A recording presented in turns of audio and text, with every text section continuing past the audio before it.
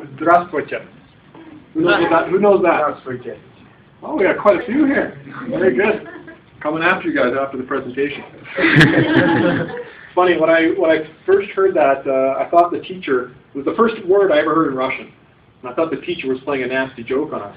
But what kind of word is здравствуйте?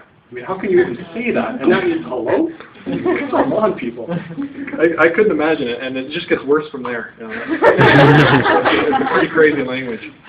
Absolutely adore the UCTA. I think you guys, you know, every time I talk to Mike about it, it energizes my day because, you know, you guys have created something. You've created something unique, and you're building it. And you got a great turnout today. Every event I've come to, people are energized. People are excited about this. Continue that. Continue to do these events to bring out people and to keep the energy alive because it's absolutely awesome. Being a creator, you know, creating something new it's a unique experience in the human experience, and you're part of that.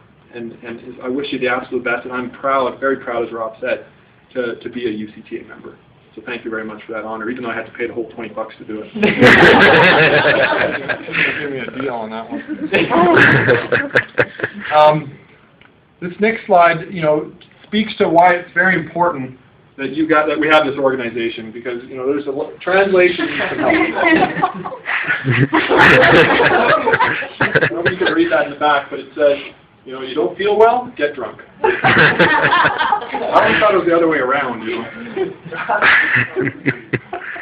It reminded me, when I saw this on the net, it reminded me of something I saw at Paul's Fortress in St. Petersburg, Peter and Paul's Fortress. And they have a sign there, and there's a guy giving a speech to a crowd, and there's a cross through it. And apparently you're not allowed to start a revolution in St. Petersburg. They've had enough, you know, 220-minute revolution. And there was another one beside it with a guy walking off a cliff. And also, no suicide here. Translation's lots of fun. But don't do too good at UCTA because we want more of these kinds of things. So, you know, I was thinking, what should I talk to you guys about? You guys have all this energy, all this excitement. How can I be of use to the UCTA? And I thought I'd talk about achieving goals. You know, how can you go about as an organization, as a UCTA, and accomplish the different goals you set for yourself? I've talked to Mike a lot about this, and you guys have very ambitious goals. You want to do a lot of different things. You want, you know, to become a new hub for translation, for attracting students. You want to interface with all these different organizations. You want to be able to certify people in the to become professional translators. That's a tall order. And in order to do that, you know, you need to establish what specifically your goals are, and then you got to ask yourself, how can we achieve these goals as the UCTA? And achieving goals, from my research of this, is really broken down into two sort of subjects. First, there's the subject of proactivity. So proactivity is all about you. If you're talking about an individual, it's all about your own abilities, your own skills. And in terms of an organization, you're talking about your organizational effectiveness, how efficient you are as an organization.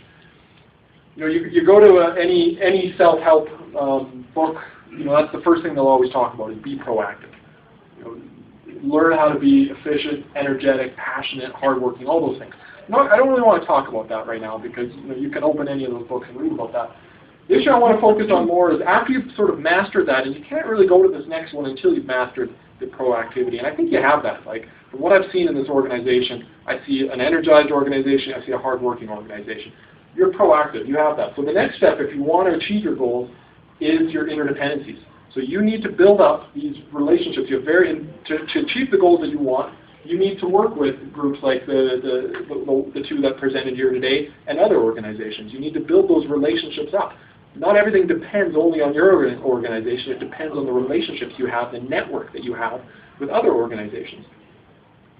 And interdependencies, like it says there, is all about others and other organizations. How can you interface more effectively with them? To build influence in business, for the UCTA, in any organization, you need to invest in relationships. This is something you have to actively do. You need to sit down as a UCTA, as the executive, and write down, here are the 10 organizations and the 10 individuals that we need to have a strong relationship with, who are going to help us enable us to achieve the goals that we're looking for. That's the easy part. Once you've identified the organizations, the next step now is how do you actually get those people interested to help you achieve your goals? Why would they trust you? Why would they work with you? And that comes down to the thing I want to focus on, which is trustworthiness. Who's played this game? I mean, I got a picture here where in high school where you fall back and your classmate is supposed to catch you and the odd one lets go. And, you guys ever played that one? Yeah. That was a trust building game, right?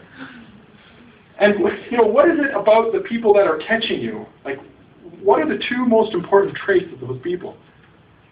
Just throw something out. You're the person falling back. What's in the back of your mind? What are you thinking about? That they can actually catch you. Yeah, that they have enough strength. That's right. That they actually have enough strength. What's the other one? That they're paying attention. That they're paying attention. Yeah, exactly. Like, again, ability. And what about the fact that maybe they just want you to see you fall? Seriously, and that's kind of, I would call that the second component. So there's kind of two components that you two spoke to, which is their ability to catch you, and then the other component is their willingness to catch you.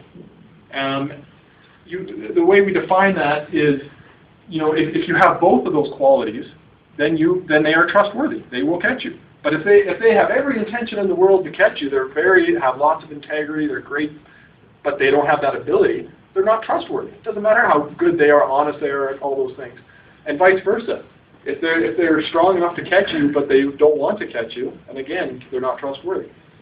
So trustworthiness as an organization for the UCTA, you need to focus on both of these traits. Ability, you need to develop your ability as a UCTA, and you need to develop your integrity as a UCTA. So I want to talk a little bit about that, but just to drive this point home one more time, think about a doctor, for instance. What do you think of when you think of a trustworthy doctor? Let's take one doctor. He's very honest. Very honest. He never would lie to anyone. Most honest person you can ever imagine, but he never went to medical school. He doesn't know anything about medicine. Is he a trustworthy doctor? No. Well, he's honest, but he's not trustworthy. And vice versa. If he's the smartest doctor here, he did all the school, he did all the qualifications, he knows the business, but he's a scammer or he cuts corners or whatever the case may be. Again, he's not trustworthy because he doesn't have integrity.